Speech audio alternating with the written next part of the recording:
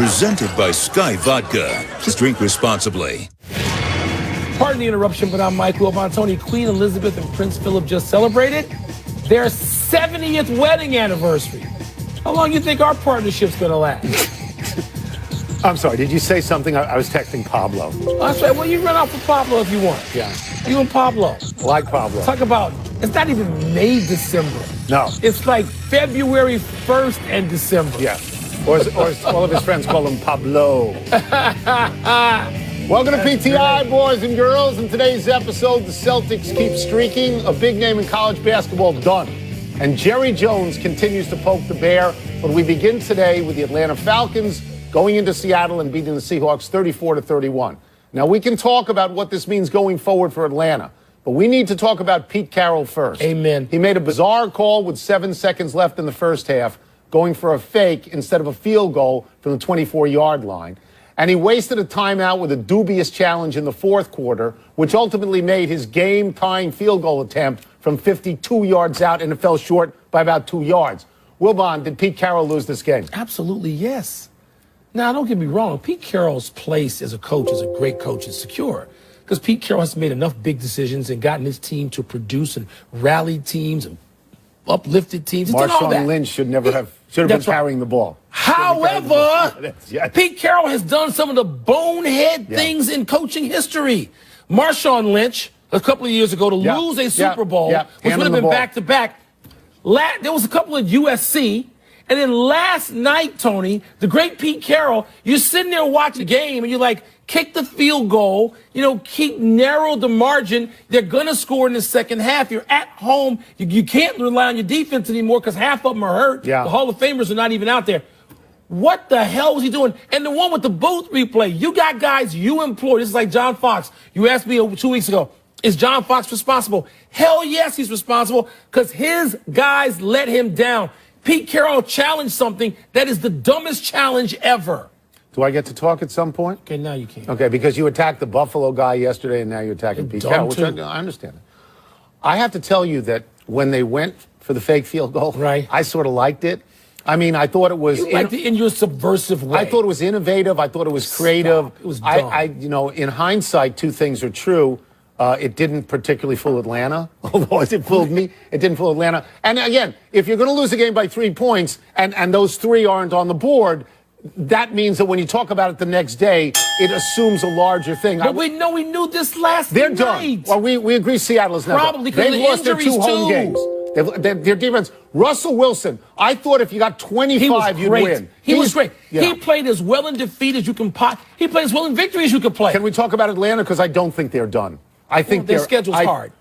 What's up with all the stupid NFL coaching moves? Hold on 1 second. What? Their schedule, the last 6 games are hard, but 5 of them are against division opponents, which means you can climb up and knock somebody else down. I think that's what you want. Atlanta should have lost 3 games, including last night, too. But they didn't. No, because it was stupidity. But they didn't. From the Seattle sideline.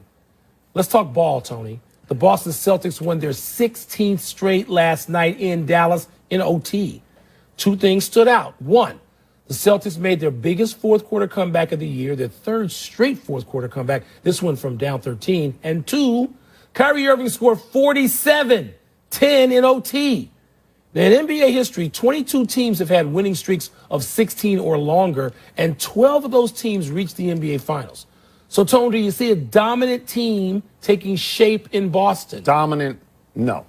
Because they have, at the moment, 1 great player. And I think the dominant teams have 2 and 3 great players. If Kyrie Irving has a bad night, where do they go? That's when you feel the loss of Gordon Hayward, because he would be out there on this team. What I see is a very, very good defensive team.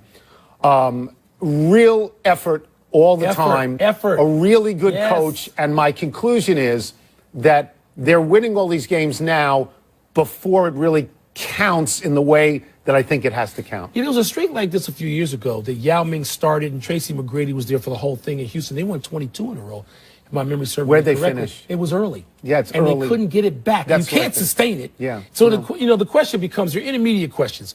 Can you zoom right and stay past Washington, who they had a nice little tussle with last year, and can you catch Cleveland? Those become the intermediate questions. But, Tony, you don't seem to like Brown and Tatum. You don't seem to have any faith. You keep going to Gordon Hayward. Well, and I know Gordon Hayward was their prize offseason that's right. They acquisition. paid $1 billion for him, and he played Tony, 2 minutes. Sometimes guys emerge, and you seem reluctant at this point. Here's what I'll tell you. Brown is in his second year. But Tatum, as good as he is, and he's long and he's athletic, he played maybe 30 games in college, right? So this is an 82-game schedule, and if you're good in the playoffs, it's another 20. He's going to hit a wall. So that's exactly what happens ultimately to rookies. So I think they build something for the future, and I think they look very good. And you know what does impress me?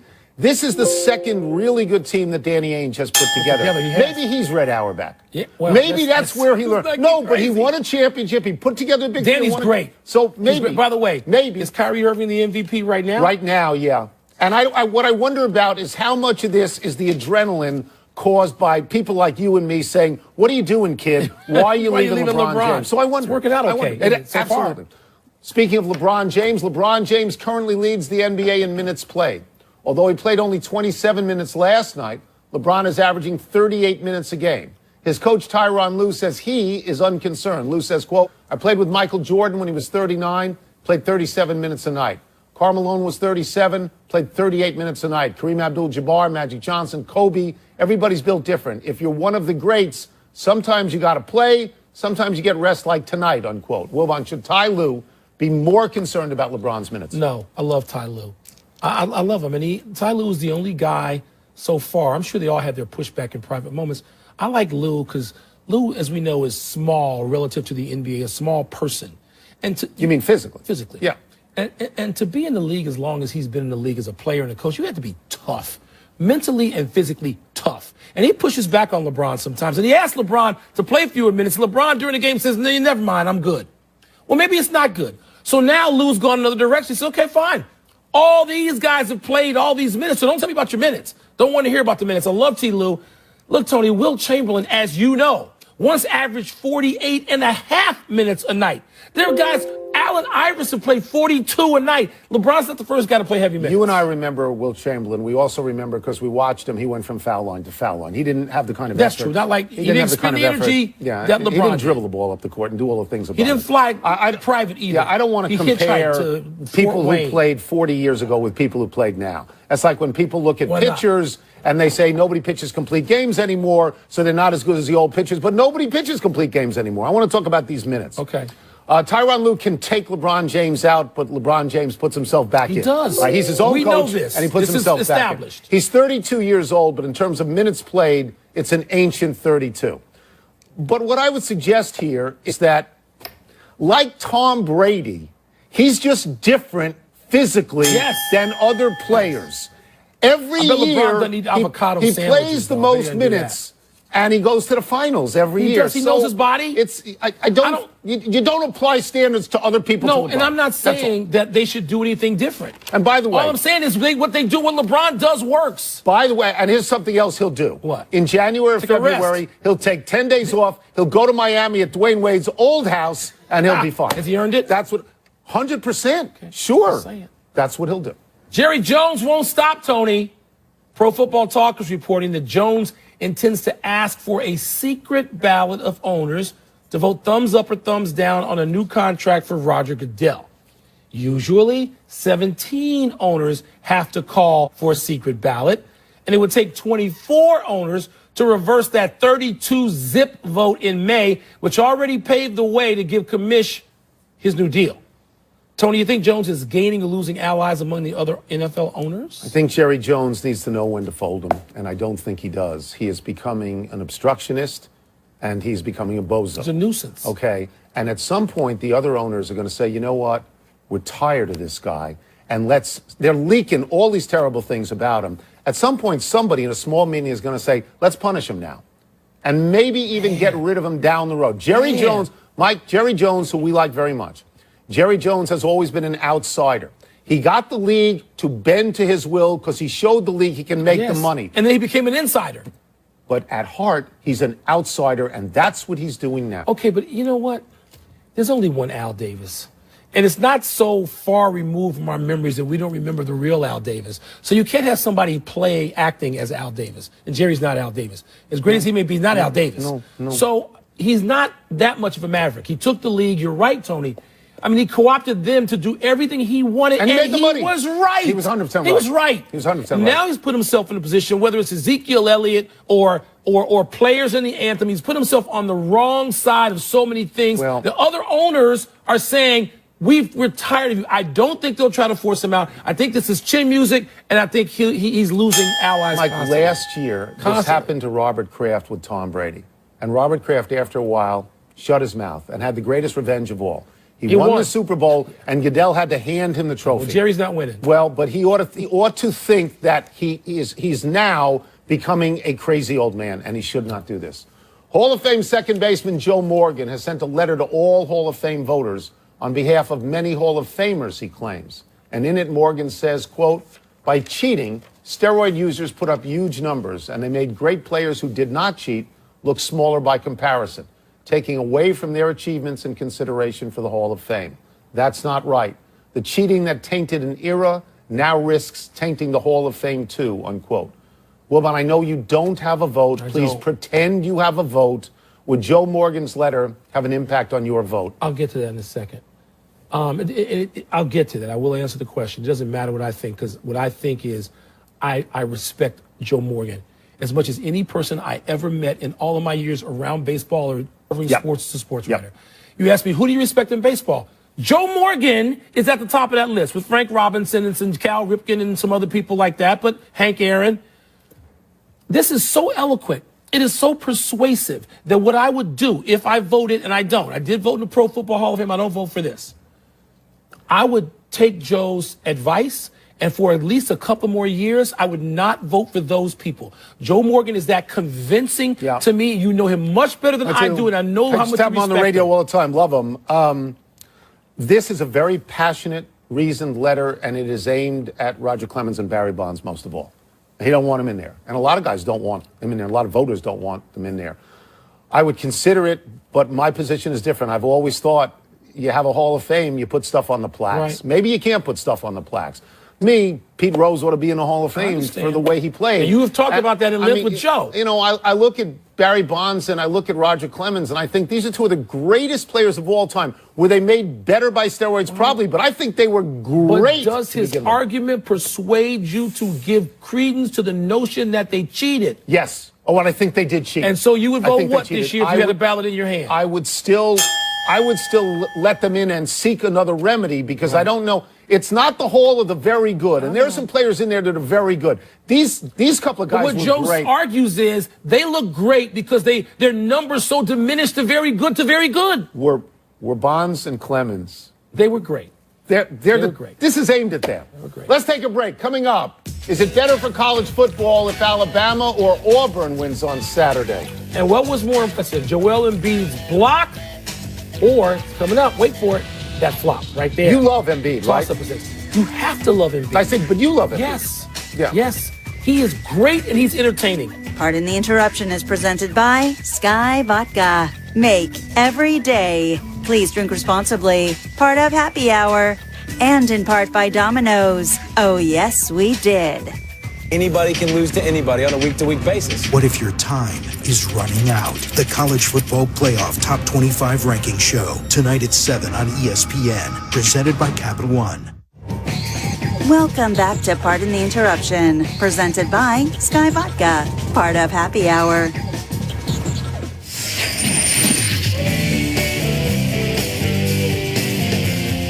The game is toss-up. The questions come over the loudspeaker, and the winner is staring you in the face. What's first? Toss-up, better winner for college football, Alabama or Auburn? Auburn if you want chaos, because Auburn then defeats Alabama, becomes a two-loss team. It's bad. It's bad for Wisconsin if they go forward. No, I'm going to pick Alabama because I know what I want in college football. I really do want an undefeated national champion. I think that settles everything. Not good enough for you? They're not going to pass You root for Alabama. Aaron Rodgers. You can't root for the other cheeseheads? They're not going to pass Alabama. The problem for Nick Saban, against an Auburn team that has won 9 games in a year, he's 0-6. You want to guess the number Auburn's won this year? 9. 9. Yeah, I like Auburn in this. The other thing is, Alabama is really dependable, but they're even less sexy than the Patriots. They don't ever give you anything. That's right. Auburn, occasionally gives you something, like, hello, Cam Newton. Yeah. Auburn can give you something. They give you Bo Jackson. that kicks it. They give you stuff every now and then. Yep. So I think it's Auburn, but I'm not going to argue against Alabama. I'd like to see Auburn though. Next. Toss-up better spot for Chip Kelly, UCLA or Florida? Is there any school with an opening that is not interested in Chip Kelly at the moment? Here's how much the people at Florida want him. They flew to see him already in New Hampshire. Here's how much the people at UCLA want him. They fired a coach, and they created an opening. He knows the Pac-12 because of Oregon. Yes. I'm going to say Florida for this reason. Florida has had 2 different coaches in the last 20 years win the national championship. UCLA's only national championship was 1954. That's I'll say why Florida. you do it. You do it at UCLA because they want it and they can't get a whiff of it. And they're looking there across town from SC, who they hate. They loathe them. And then Chip Kelly can get back in his old school. He can get back at the whole conference. Chip Kelly doesn't want to get back UCLA, in his old school. He left his old school. He was fired him anyway. So you want him at UCLA? Yes, I want him at UCLA. Next. It's not the last one. Toss-up, better part of Joel Embiid's play, the block or the flop? The flop. Here, look. Flop was nothing. He blocks a shot. Everybody flops. Which is what he is paid to do. Look at that. He taunts his fallen opponent, which is what he likes to do. And then he gets in his opponent's head, who pushes him, and then he flops down. He goes out like draws Vlade. the technical. Like Vlade. He flops like a seal. He's got to get fined. I don't care what happens. They got a shot out of this. Joel Embiid outplayed a guy, outthought a guy, outmaneuvered a guy. It was the flop. That's all great. You went over that whole thing, so I'm going to get some new ground here. Joel Embiid is the best big man combination of skill, performance, and personality since Shaquille O'Neal. You better keep him healthy. All right? You got to keep him healthy. You better keep him healthy. But he's got to play. And Ben Simmons, who you didn't even mention, he had like a career high in points last night, 10 rebounds, and I think 4 steals. He figures in everything. Was Ben Simmons part of the question? No, thank you. Witnesses excused. Next. And now the highly anticipated last one. Toss-up. Was Tete Ganya a good fight or a bad fight? Okay. Watch this fight. It wasn't a good fight. Able to see it. It wasn't a good fight. It was a great fight. Great. Because it's a one-hook bang down. Okay? Here. This is, if you're a sports writer, you can sit down right away, you can write, and you can go to dinner. Who did we like the most? Who did this? No, Mike Tyson. Because it never went more than 2. No, it was great. And you typed and you went to dinner. Asking, was the Mike Tyson-Michael Spinks fight a great fight? Great fight. Yes, it was a great fight. Remember forever. Except if you're Charles Wade Barkley and you're buying sodas for the whole crew inside and you missed the punch. Well, you missed the 91 seconds. You're a dope. This was fabulous. He clips a guy on the chin who's leaning in. Out. The guy's unconscious when he hits the canvas. That you get a memory forever. Stuff. Again, dinner. That's it. Victory is mine. Let's take one last break. Still to come, the Broncos bench Brock Osweiler. Are they turning to the right man for the job? They're turning to your boy? And the Boogie Cousins. Really time, people. Happy 26th birthday, Cairo Santos. The Brazilian-born kicker began his career with Kansas City, but was released this season due to an injury. He's back in the league now with LeBron's Bears, thanks to Connor Barth's failed attempt to tie the Lions late in Sunday's game. Now, we don't care at all about Cairo Santos. Look at the only reason we're doing this birthday is to show this kick. This is one of the worst kicks of all time. 46-yard kick, 20 yards right. Can a Brazilian kick in the cold of Soldier Field? Gets cold in Brazil, southern Brazil. Not like that. Yes, it does. No, it doesn't. Happy anniversary, Samaje Perine. Around this day, 3 years ago, the Oklahoma Sooners freshman running back set the D1 single-game rushing record with 427. Wow, against Kansas. Oddly, Perine broke the record set by Wisconsin's Melvin Gordon just 1 week earlier. Perine is now a Redskins rookie. He had his best day as pro Sunday, gaining 117 yards and a touchdown against the Saints. Who's the greatest running back in Oklahoma history? Billy Sims? It's close. Billy Sims. We're not thinking of Perine. We're not naming him. Oh, God, even though he's got the record.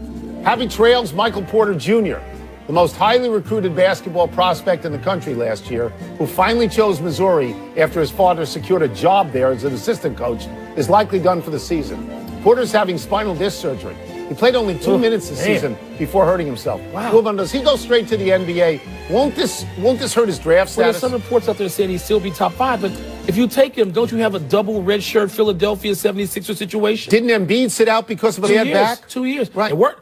And it worked with Embiid. You just got to know how long you're going to have to wait on these guys. One omission, the Raiders fired defensive coordinator Ken Norton Jr., replaced him with John Pagano. They got no picks. The Raiders, like the first team ever. Adrian Peterson, by the way, ran at Oklahoma. But you're going Billy Sims over Adrian Peterson, aren't you? The Clippers have lost 9 straight. Is Doc Rivers in trouble? They were in trouble when they lost Chris Paul. I mean, it goes back to that exchange. The Broncos are going to start Paxton Lynch against the Raiders. Will that fix everything? No. The Broncos have 3 quarterbacks, which means they have no quarterbacks. Boogie Cousins, your boy, got ejected for elbowing Russell Westbrook in the head. Was that deserved? No. He did what big men are supposed to do. He got his arms spread. He hit him, but ejection? No. The Westgate Sportsbook in Las Vegas has the odds of Tiger winning a major in 2018 at 20-1. What? That's absurdly low. It should be at least 200-1. And yet, I will bet this. I'm sure you One NBA game tonight, Bulls at Lakers. Fantastic. Who you got? The NBA went too far. I know they want to get rid of 4 out of 5, but Bulls, Lakers only won. This ain't 1991. We're out of time. Try and do better the next time. I'm Tony Kornheiser. I'm Mike Wilbon. Same time tomorrow, Knuckleheads. You can get the podcast on the app or Apple Podcast Triple-Double for. Congratulations, Steve and Angela, twin girls, Abby and Alani. Shout out. Congrats.